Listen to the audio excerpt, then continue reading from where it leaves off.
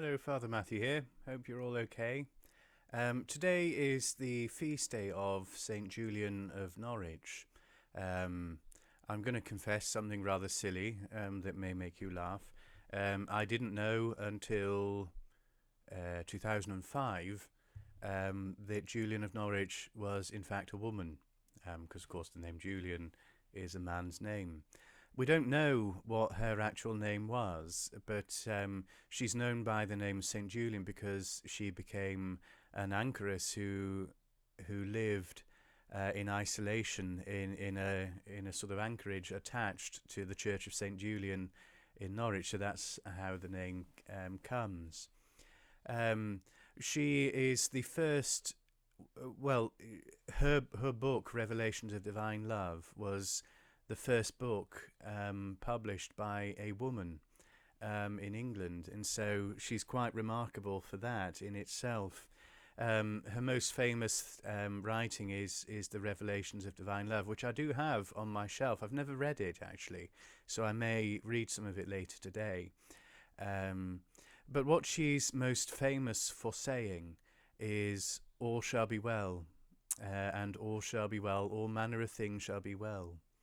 And that's the most often quoted thing that she said, or at least is said to have said.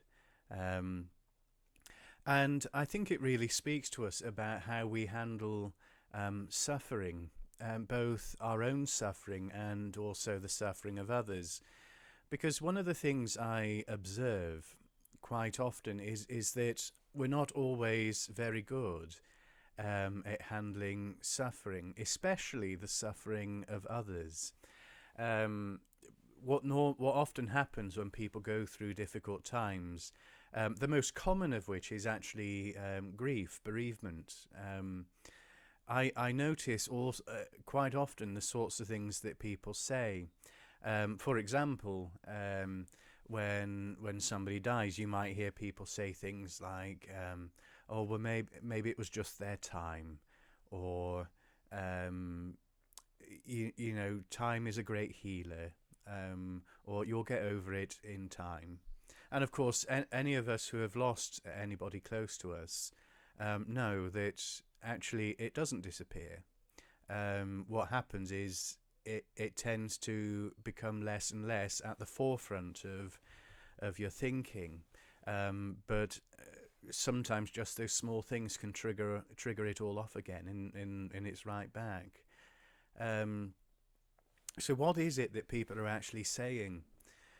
Because none of those things are untrue in the sense that they're completely wrong. Because in time we do begin to live again. We do begin to sort of go back to some of the normal routines and things like that. Um, but the thing about truth is that, of course, truth is a head thing, and but bereavement or whatever other emotional suffering we go through is a heart thing, and so it's no good to talk to somebody who's going through a heart thing with a head thing, um, or vice versa. Um, I think what people are often saying indirectly and probably subconsciously, because I don't think people are actually consciously saying it. But what we're really saying to people when we say things like that is, well, I can't quite handle hearing you talk about this, or I'm worried that hearing you talk about this is going to get me down, so I'm going to say something to you that's going to make it all better. So we say those sorts of things, and of course, because it's the wrong language, it doesn't work, and they're not actually the right things to say. Um, not that I'm perfect or get it right every time.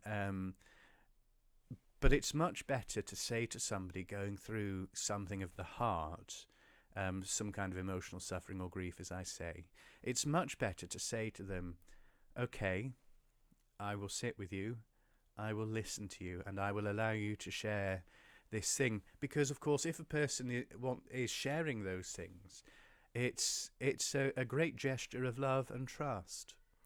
And so I think when somebody does that or wants to do that, then then it's our duty really to be there to listen and to help them. And one of the things I'm often asked by people, and I've often been asked by family members and things like that, is what I say to people when X happens. And of course, people often choose the more extreme ones. So, for example, what do you say to somebody who's lost their child or a baby or something like that? And my most common reaction is, well, what makes you think I say anything at all? Because in those more extreme circumstances, there isn't a great deal you can say. And if people ask questions about why did this happen or whatever else, I don't think that it's so much about them wanting an answer as about the need to ask the question.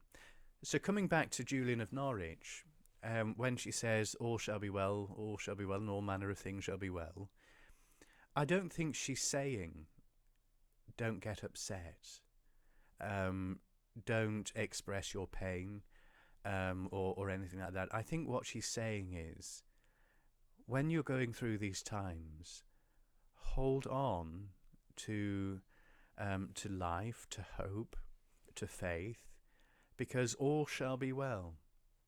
And it's not necessarily well in the sense that we get all the answers to our questions or all the pain is taken away, but it's a sense that what we go through now is not eternal. But the hope that we have of a life in heaven without pain, without sickness or death or any of those horrible things that we experience here, that's the hope that we hold on to, and that's when all shall be well. I've often said before that I like to think that when we die and go to heaven, we get a chance to speak to Jesus and ask him all these questions from our lives and kind of get the answers to them. But I think actually that when we get there, all of the pain, all of the suffering, all of the questions, all of the doubts will be washed away when we see Christ in all his glory and when we see the new heaven and the new earth promised to us in Revelation. So all shall be well. All shall be well, and all manner of things shall be well.